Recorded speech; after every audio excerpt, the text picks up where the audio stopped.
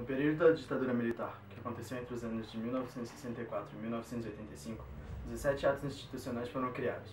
Dentre eles, os mais importantes foram do 1 ao 5, sempre um complementando ao outro, dando mais poderes aos militares e reprimindo a oposição.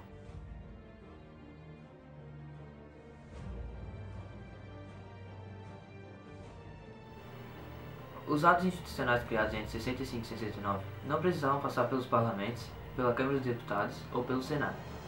Quando decretado, eles automaticamente entravam em vigor numa ação antidemocrática. Eles não precisavam ser aprovados pelo Congresso. Entre os 5 principais atos criados, o primeiro era o que dava poder aos militares para caçar os políticos de oposição, podendo exilá-los ou aposentá-los.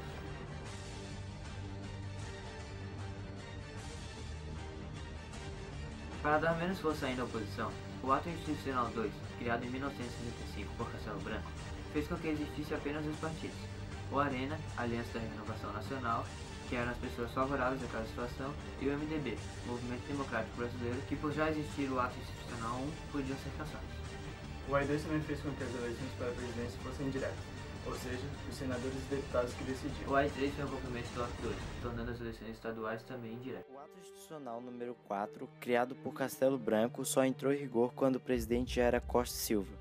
O ato formulou toda a Constituição brasileira e mudou também o nome de Estados Unidos do Brasil para a República Federativa do Brasil. Essa nova Constituição dava aos militares o poder e garantia as manobras para continuar no poder. O quinto ato, o mais brutal, criado por Costa e Silva em 1968, dando início ao ano de chumbo, foi o que dava mais poder aos militares. Eles fecharam o Congresso Nacional e deram o pleno poder dos militares para julgar e agir contra quem eles achassem que estavam coagindo contra o governo. Eles não precisavam mais de mandatos para entrar na sua casa, te prender, te bater, te sequestrar e te matar. Eles simplesmente faziam o que queriam. O AI-5 foi criado no ano em que os protestos estavam mais intensos e sob o governo de Médici. Muitas pessoas sumiam, morriam, eram torturados, etc. Nós fomos torturados, eu no pau de arara, meu pai na cadeira do dragão. Nós fomos torturados durante o dia inteiro, à noite. Eu falei onde eu morava, aí invadiram a minha casa, saquearam, roubaram tudo que tinha lá dentro. Eu vi os militares depois andando com minha camisa, com o relógio do meu pai, sapato, coisas desse tipo. Prenderam a minha mãe e minhas irmãs, elas ficaram 1 ano e meio presas, sem nenhuma acusação. Uma das minhas irmãs sofreu violência sexual. Então, no dia seguinte, eles noticiaram a morte do meu pai, quando ele ainda estava vivo. E à noite ele foi assassinado. Eles noticiaram que o meu pai tinha sido morto ao resistir à prisão, né? E ele estava vivo, né? Só que eu tenho documentos deles que provam que meu pai estava vivo. Meu pai foi preso, está escrito lá, primeiras declarações que presta Joaquim Alencar de Seixas, né? Então não houve resistência à prisão. Meu pai foi morto depois de tortura, né? De 2 dias de torturas ininterruptas, né? Agora, eu vi meu pai morto, minhas irmãs estavam presas embaixo da cela onde nós estávamos sendo torturados, onde meu pai estava sendo torturado, e ouviram as torturas ao meu pai até o momento em que ele foi assassinado. Então, assim, ninguém contou pra gente, a gente presenciou essa coisa toda, né? Em 1967, segundo o levantamento de quem acompanhou as torturas, eu fui o preso político mais torturado no país. Cada dia eu era torturado em um quartel, porque eu tinha sido assessor parlamentar e as pessoas queriam saber onde eu estava preso. Fui levado para o quartel dos Dragões da Independência e sofri uma tortura, que outros sofreram essa tortura, mas não falam, porque a tortura está inoculada, é a tortura chamada de escovão, o depreciativo. Eram tinas de urina e fezes que eles colocavam num grande salão lá no quartel dos Dragões da Independência, os companheiros de processo cercando, e eu tinha sido algemado pelas costas, a algema nos braços e nas pernas e uma corda, e 5 ou 6 torturadores me enfiavam e me afogavam nessas tinas de urina e fezes. E eles diziam para os outros companheiros: se vocês não falarem, vocês vão comer merda igual esse comunista aí.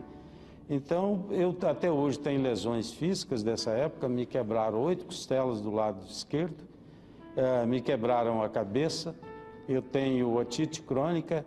Na PE, eram tanques grandes, me afogavam dentro desses tanques com coronhada nas costas. Inclusive, depois na prisão, eu sofri uma cirurgia por uma tumuração dessas coronhadas de fuzil. Quando você afogava, eles te tiravam, dependuravam de cabeça para baixo, igual açougue. Você vomitava aquela água, vinha o médico, reanimava e começava a tortura.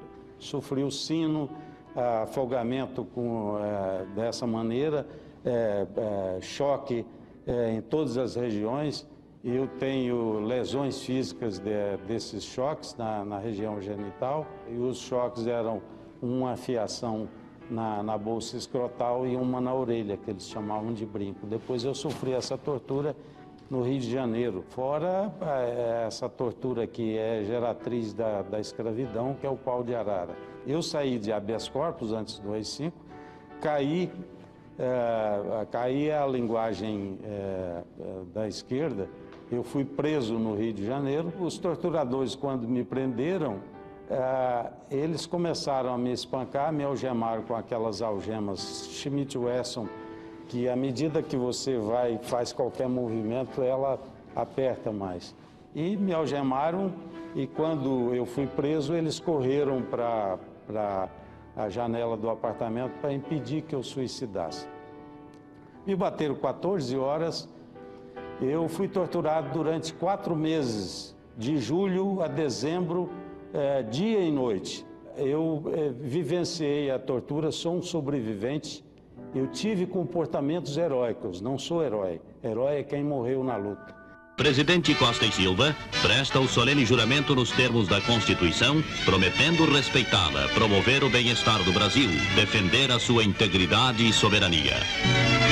Caminhando e cantando e seguindo a canção, somos todos iguais, braços dados ou não.